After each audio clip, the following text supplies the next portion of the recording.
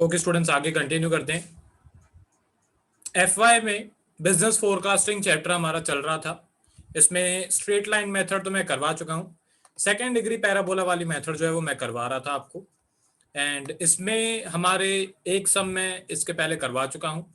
And question number 15 ये second type का सम है। इसमें मेन यही है जो मैंने रेड फॉन्ट से यहाँ पे हाईलाइट किया हुआ है कि स्मॉल एक्स का कॉलम कैसे निकालते हैं। मेन वो मुझे सिखाना है। एंड जो एक तरीके से एलिमिनेशन है, ओके एलिमिनेशन वैसे तो आपने 10th स्टैंडर्ड में किया हुआ है, पर फिर भी एलिमिनेशन कैसे करते हैं वो मेरे को आपको दो ये मेन चीजें आपको बतानी होती है। तो ये सम जो है 15th नंबर हमारा चल रहा था। एंड लास्ट लेक्चर में मैंने ये स्टार्ट किया था। टेबल वगैरह बन चुका है। ओके एस्टिमेट करने को बोला हुआ है। 1996 का एस्टिमेट करने को बोला हुआ है। ठीक है, ईयर कौन सा एस्टिमेट करने को बोला हुआ है? 1996। बाकी सारी कैलकुलेशन हमने कर ली थी। ओके फर्स्ट इक्वेशन हमारी सॉल्व हो गई थी, सेकंड इक्वेशन हमारी सॉल्व हो गई थी, थर्ड इक्वेशन में भी ये मैंने वैल्यूज जो है वो पुट कर दी थी। इसके आगे अभी एलिमिनेशन जो है उसकी कैलकुलेशन भी मैंने लास्ट लेक्चर में आपको बता दी थी। अब लास्ट लेक्चर में सी की वैल्यू हमारी फाइंड हो गई थी। इसके बाद अभी ये सी की वैल्यू मैं पुट करूंगा फर्स्ट इक्वेशन में, और जो हमारी ए की वैल्यू है वो फाइंड करूंगा। ओके तो यहाँ पे मैं लिख देता हूँ पुटिंग या सब्सटीट्यूटिंग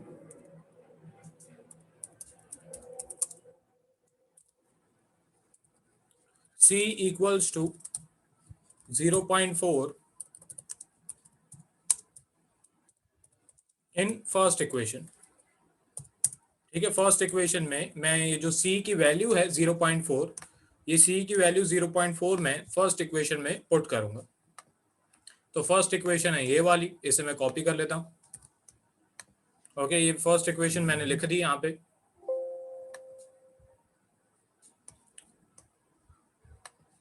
वापस से कॉपी कर लेते हैं।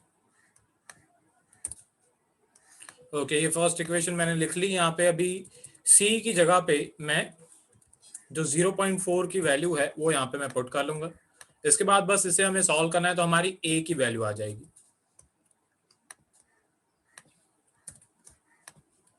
ओके अब यहाँ पे मैं साइड में कैलकुलेशन कर लेता हूँ। तो 70 मल्टीप्लाई बाय 0.4, तो 70 इंटू 0.4 का आंसर आएगा 28। तो यहाँ पे मैं लिख देता हूँ 28। इसके बाद ये जो 28 है ये सामने जाके 849 में से माइनस हो जाएगा। स्टेप बाय स्टेप करेंगे।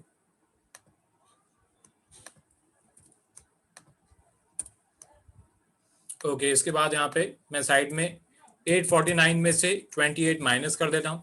तो 849 माइनस 28 करेंगे तो हमारा आंसर आएगा 821। ठीक है, यहाँ पे मैं इसे मिटा के 821 लिख दूंगा। ओके अब ये जो 6 है 6A, ये सामने जाके क्या हो जाएगा? डिवाइड हो जाएगा। मैं थोड़ी स्पेस पहले बना दूं क्योंकि आगे अभी हमारे स्टेप्स जो हैं वो बाकी हैं एस्टिमेशन वगैरह के। ठीक है, तो ये जो 6 है ये सामने जाके 821 के साथ डिवाइड हो जाएगा। ओके तो ये हो जाएगा 821 अपॉन 6 इक्वल्स टू A। तो यहाँ से हमारी जो A की वैल्यू है वो आ जाएगी। ओके 821 डिवाइड बाय 6 करेंगे तो हमारा आंसर आएगा 136.833, मतलब 136.83। ओके डेसिमल के बाद 2 नंबर। तो ये हमारी A की वैल्यू आ गई। मैं जो आंसर्स हैं उन्हें ग्रीन कलर कर रहा हूँ। अब यहाँ पे अभी हमारी जो तीनों वैल्यूज हैं A, B और C की वो आ चुकी हैं। ये A की वैल्यू है 136.83। ये B की वैल्यू हमने स्टार्टिंग में ही फाइंड कर ली थी। सेकेंड इक्वेशन में से B की वैल्यू मिल जाती है। ओके तो यहाँ से B की वैल्यू आ गई और एलिमिनेशन करके C की वैल्यू हमने फाइंड कर ली। इसके बाद जो मेन इक्वेशन है, ओके इसके बाद जो मेन इक्वेशन है उसमें वैल्यूज पुट करेंगे। जो मेन इक्वेशन है वो बनाएंगे।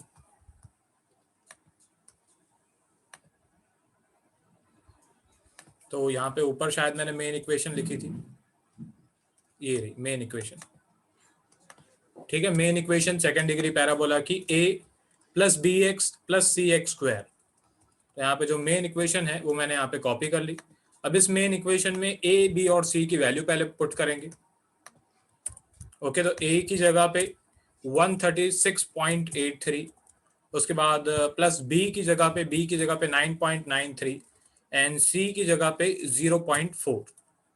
ओके, अब यहाँ पे जो x की वैल्यू थी हमारे स्मॉल x के ब्रैकेट की, यही सबसे इंपॉर्टेंट स्टेप होता है। आपने जो फर्स्ट स्ट्रेट लाइन मेथड है, फर्स्ट मेथड, उसमें भी मैंने यही बोला था कि ये x की जो वैल्यू है यही सबसे इंपॉर्टेंट होती है। तो यहाँ पे जो हमारे स्मॉल x की वैल्यू है वो है 2 मल्टीप्लाई बाय, इसे मैं चलो कॉपी कर लेता हूँ। ओके, ये जो स्मॉल x की वैल्यू है इसे मैं यहाँ पे साइड में लिख देता हूँ, स्मॉल x की वैल्यू। ठीक है, यहाँ पे मैं साइड में लिख देता हूँ, आप भले नहीं लिखना ऐसे, ये मैंने अभी के लिए लिखा है। ओके, आप भले नहीं लिखना। तो ये मैंने कॉपी कर लिया, x equals to 2x multiply by 2 × x minus 1992.5, ये हमारे स्मॉल x की वैल्यू है। तो वो अभी जहां जहां पे इस इक्वेशन में x है वहां वहां पे स्मॉल x की वैल्यू पुट कर देंगे। ठीक है, तो ये हो जाएगा 2 multiply by capital X minus 1992.5, उसके बाद 0.4 मल्टीप्लाई बाय x का स्क्वायर है। ओके, तो x के स्क्वायर की जगह पे भी 2 multiply by capital X minus 1992.5। तो ये मैंने वैल्यू पुट कर दी एंड ये हमारी मेन इक्वेशन जो है वो आ गई। ओके, ये हमारी मेन इक्वेशन आ गई, इसको भी मैंने हाईलाइट कर दिया। इसके बाद लास्ट स्टेप जो है वो एस्टिमेट का होता है। ज्यादातर स्टूडेंट्स जो है वो खुशी खुशी में इतना सॉल्व करने के बाद ये स्टेप को भूल जाते हैं। ओके, तो ध्यान दो, इक्वेशन के बाद आपको एस्टिमेशन भी करना होता है अगर आपको क्वेश्चन में दिया हुआ है तो इक्वेशन फाइंड करने के बाद खुशी खुशी में भूल नहीं जाना। ओके, क्योंकि लेंदी सम है। ओके, तो आप भूल सकते हो, ऐसा हो सकता है कि आप भूल जाओ फटाफट। ओके, तो ध्यान देना, यहाँ पे एस्टिमेशन का स्टेप बाकी है हमारा।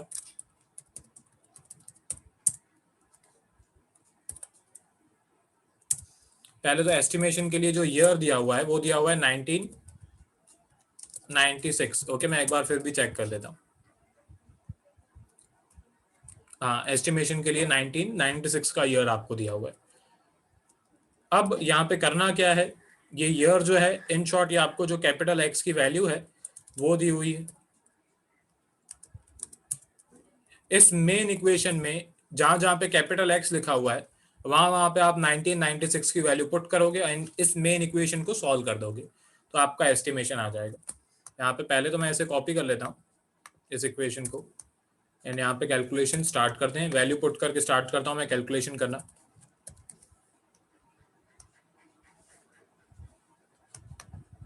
ओके, कैपिटल एक्स की जगह पे 1996।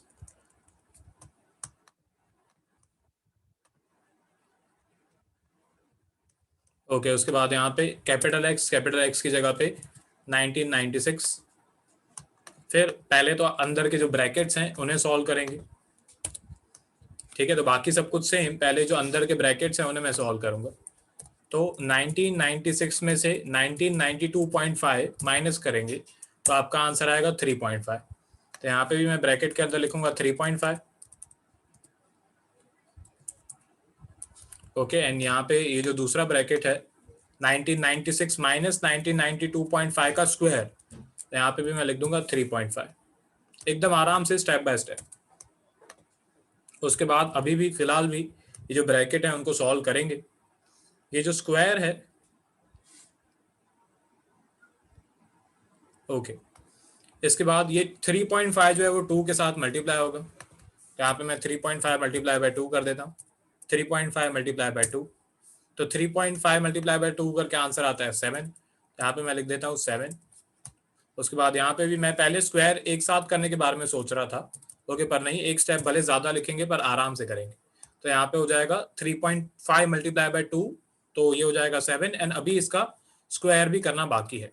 ठीक है, तो स्क्वायर भी करेंगे, भले एक स्टेप मेरे को ज्यादा लिखना पड़ेगा पर अभी मैं जितना डिटेल में एक एक स्टेप करके लिखूंगा उतने आपको कंफ्यूजन कम होंगे।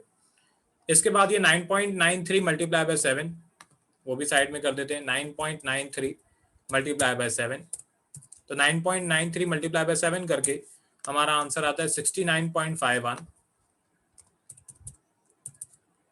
69.51 यानी यहाँ पे 0.4 मल्टीप्लाई बाय 7 का स्क्वायर करेंगे, तो 7 का स्क्वायर करेंगे तो ये हो जाएगा 49।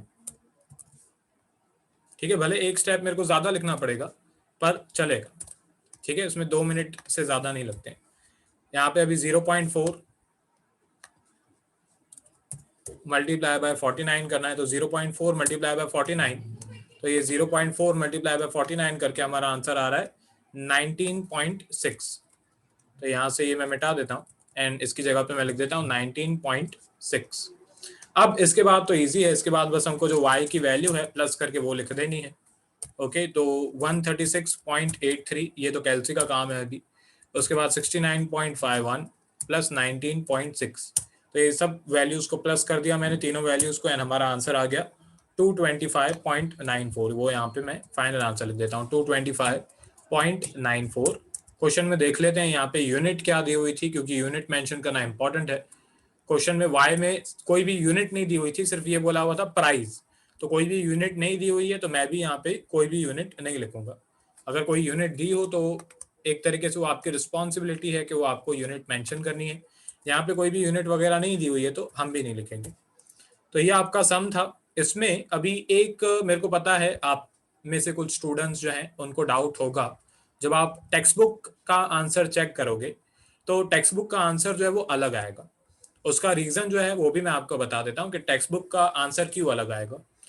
टेक्स्ट बुक में ओके, मेरे को पता नहीं क्यों यहाँ पे सी की जो वैल्यू है वो आपकी टेक्स्ट बुक वालों ने ली हुई है 0.43। जब हमने यहाँ पे डिवीजन वगैरह किया, ओके, सी की वैल्यू 1536 डिवाइड बाय 3854 हमने जब किया तो यहाँ पे हमारा आंसर आया 0.39855। ओके, तो यहाँ पे मैंने अप्रोक्सीमेटली जो वैल्यू है वो ले ली 0.4। आपकी टेक्स्ट बुक वालों ने 0.39855 की अप्रोक्सीमेट वैल्यू ली हुई है 0.43। ओके, पता नहीं मेरे को क्या सोच के आपकी टेक्स्ट बुक वालों ने ये वैल्यू ली है, पर मेरे को पता नहीं आपकी टेक्स्ट बुक में बी की जो वैल्यू है वो 0.43 ली हुई है। सारी कैलकुलेशन मैंने चेक की है, मेरी कोई भी मिस्टेक नहीं है। तो ये सी की जो वैल्यू है आपकी टेक्स्ट बुक में 0.43 ली हुई है, पता नहीं क्यों। ओके, मैंने कैलकुलेशन भी आपको करके दिखा दी, कोई मिस्टेक नहीं है। सी की वैल्यू 0.4 जो है वो सही है, भले आंसर अलग आएगा पर ये आंसर सही है हमारा। ओके, अब मैं एक बार स्क्रॉल कर देता हूँ, तो जो लोग ऐप पे देख रहे हैं वो प्लीज लिख लेना। ये पहले टेबल है, पॉज करो यहाँ पे, टेबल बनाओ, पॉज करके टेबल बना लेना प्लीज। ओके, इसके बाद ये जो है पहले जो लेफ्ट साइड पे इक्वेशंस हैं वो लिखो। तो first equation, second equation pause करके लिखो। उसके बाद ये थर्ड इक्वेशन, ये वाली इक्वेशन, थर्ड इक्वेशन पॉज करके लिखो। ओके, आई होप आपने इतना पॉज करके लिख लिया होगा। इसके बाद यहाँ पे एलिमिनेशन की जो कैलकुलेशन है वो लिखो, इसमें से सी की वैल्यू आएगी एलिमिनेशन में से। आई होप आपने पॉज करके लिख लिया होगा एलिमिनेशन। उसके बाद ये सब्स्टिट्यूटिंग वाली जो है वो लिखो।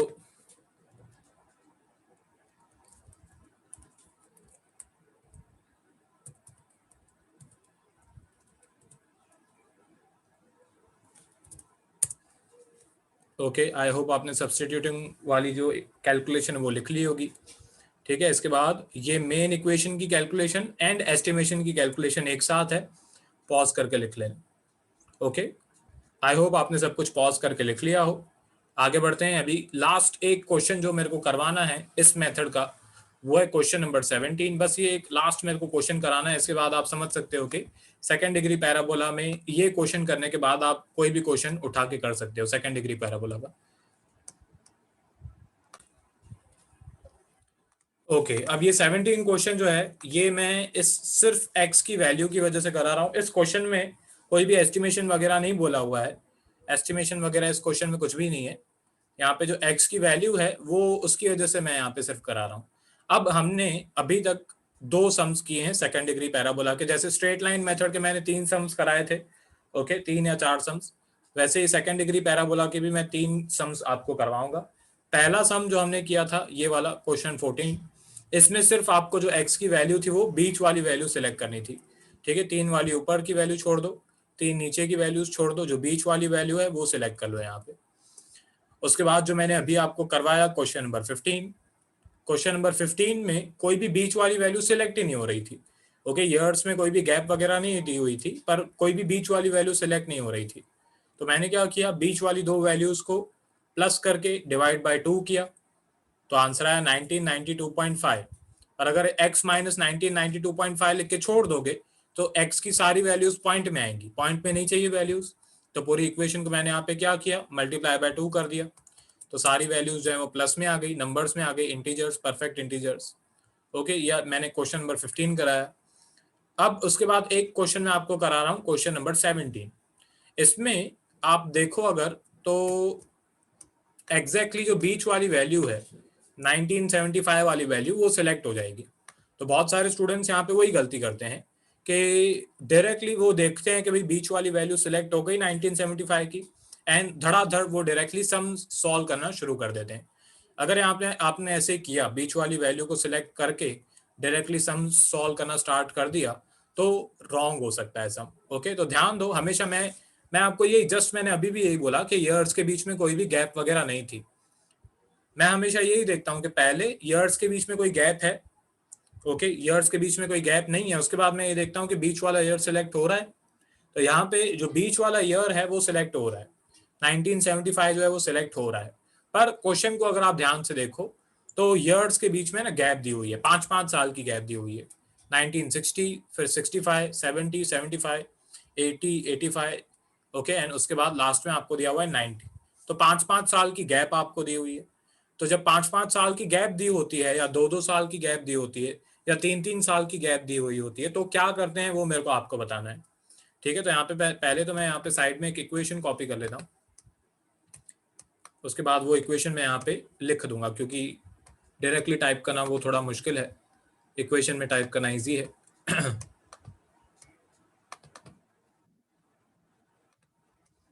ओके, अब साइड में देखो, राइट साइड पे यहाँ पे मैं आपको बता रहा हूँ।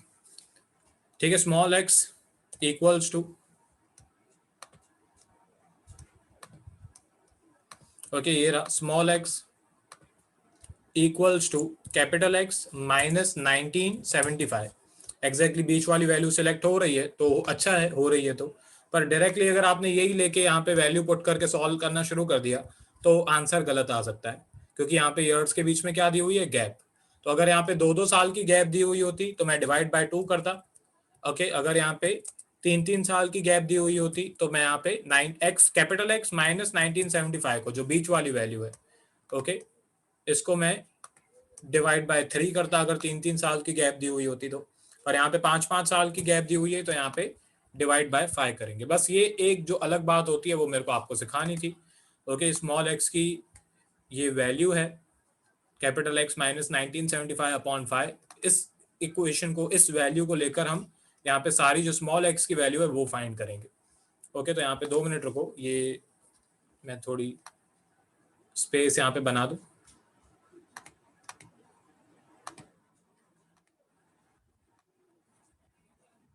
बस,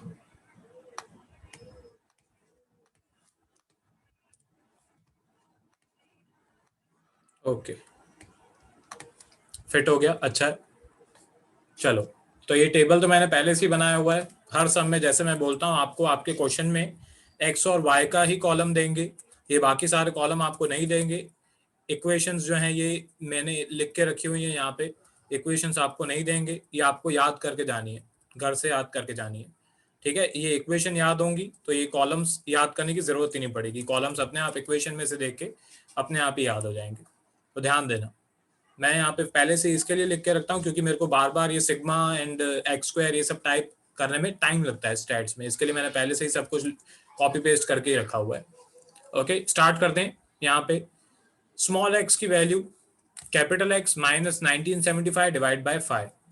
ओके, तो यहाँ पे स्टार्ट करते हैं। पहले तो एक फॉर्मूला ही मैं लगा देता हूँ, 1960 एक्स की, कैपिटल एक्स की वैल्यू में से 1975 माइनस करेंगे और यहाँ पे ब्रैकेट लगा देते हैं। इन दोनों का जो डिफरेंस है उसको हमको डिवाइड बाय 5 करना है, डिवाइड बाय 5, तो ये आ रहा है -3। एक बार साइड में भी करके देख लेते हैं, 1960 माइनस 1975, उसके बाद -1785 डिवाइड बाय 5। तो आंसर, 2 मिनट वापस चेक कर दें, -1785 डिवाइड बाय 5। 2 मिनट, मेरी कोई मिस्टेक है यहाँ पे फॉर्मूला लगाने में। 1960 माइनस 1975,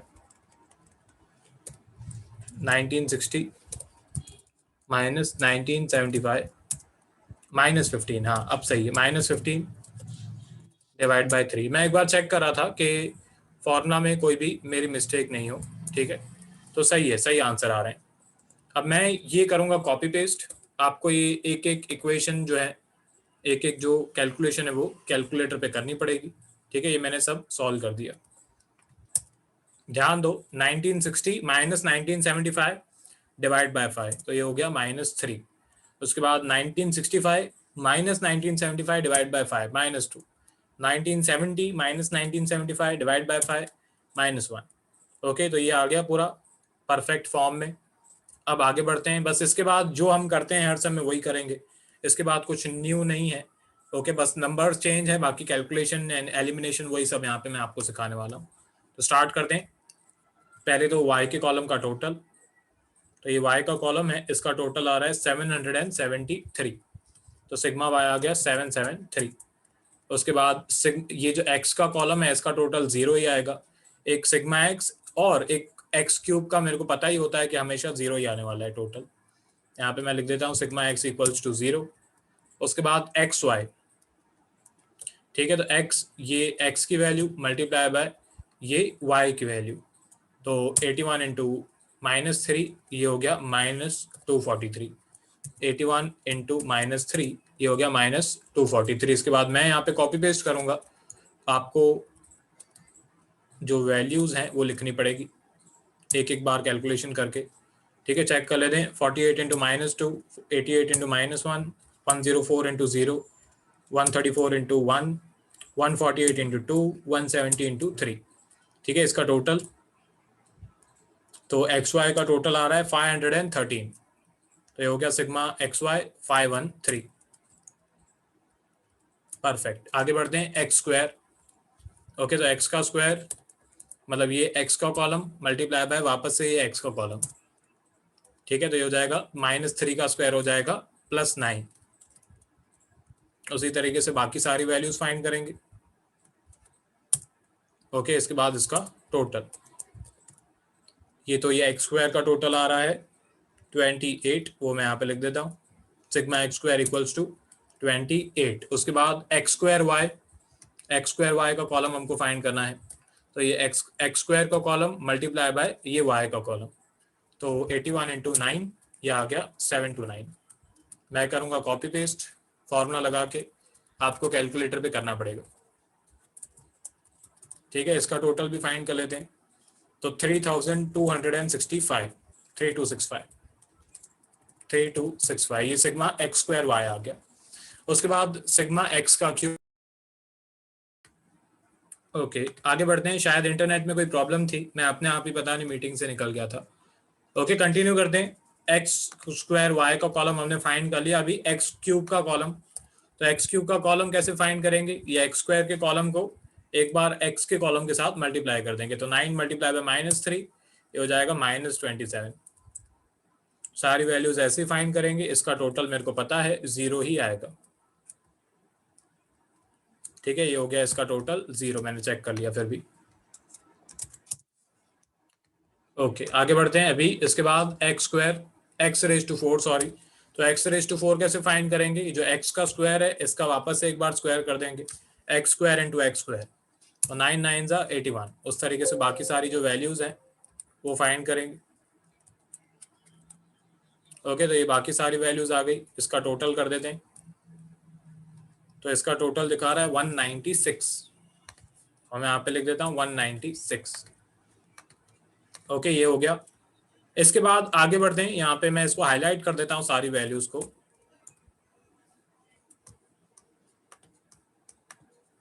अभी मेन जो इक्वेशंस है हमारी कैलकुलेशन है वो स्टार्ट करते हैं।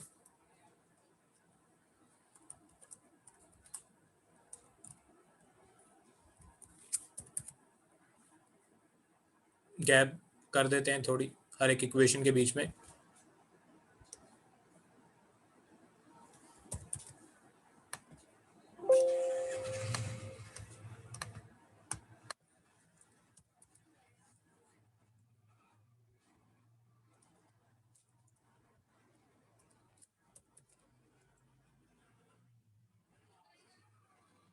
ओके, स्टार्ट करते हैं फर्स्ट इक्वेशन।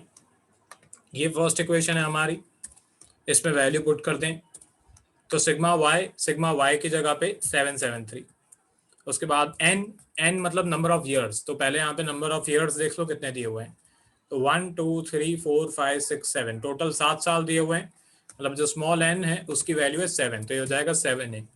उसके बाद b multiply by sigma x, तो सिग्मा एक्स की वैल्यू 0 है। उसके बाद c multiply by sigma x square, तो सिग्मा एक्स स्क्वायर की वैल्यू है 28, तो ये हो जाएगा इंटू 28।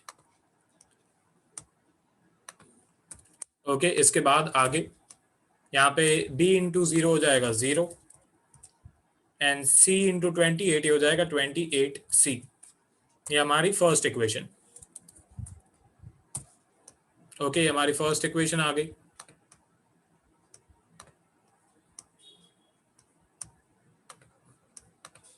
ओके, आगे बढ़ते हैं अभी सेकेंड इक्वेशन पे। इसको थोड़ा ऊपर लेके आते हैं। ओके, अब ये हमारी सेकेंड इक्वेशन, इसमें वैल्यूज पुट करेंगे। तो सिग्मा एक्स वाई, ओके, तो सिग्मा एक्स वाई की जगह पे 513। उसके बाद a की वैल्यू पता नहीं, sigma x a into sigma x, तो ये हो जाएगा a इंटू 0। उसके बाद b multiply by sigma x square, तो सिग्मा एक्स स्क्वायर की वैल्यू है 28। उसके बाद c multiply by sigma x का क्यूब, तो सिग्मा एक्स का क्यूब है 0। सेकेंड इक्वेशन में से हमेशा b की वैल्यू फाइंड हो ही जाएगी। ठीक है, इसके बाद a इंटू 0 ये हो जाएगा 0, c इंटू 0 ये भी हो जाएगा 0। यहाँ पे बचेगा क्या, 28b। इसके बाद जो b है वो सामने जाके डिवाइड हो जाएगा 513 के साथ। तो 513 डिवाइड बाय 28 करेंगे। ओके, 513 डिवाइड बाय 28, तो इसका आंसर आ रहा है 18.32। तो यहाँ पे मैं लिख देता हूँ 18.32, बाकी 14 है पर उसे इग्नोर करेंगे। तो ये हमारी b की वैल्यू आ गई। उसके बाद थर्ड इक्वेशन, इसमें वैल्यूज पुट करेंगे अभी। ओके, चेक करते करते वैल्यूज पुट करते हैं, गलती नहीं होनी चाहिए कोई। हाँ, स्टार्ट करते हैं अब सिग्मा एक्स स्क्वायर वाई। तो सिग्मा एक्स स्क्वायर वाई की वैल्यू है 3265। A multiply by sigma x का स्क्वायर, तो सिग्मा एक्स का स्क्वायर है 28। उसके बाद b multiply by sigma x का क्यूब, तो सिग्मा एक्स का क्यूब उसकी वैल्यू है 0। एंड उसके बाद c multiply by sigma x raise to 4, तो उसकी वैल्यू है 196। इसके बाद यहां से हमारी जो सेकेंड इक्वेशन है वो आ जाएगी।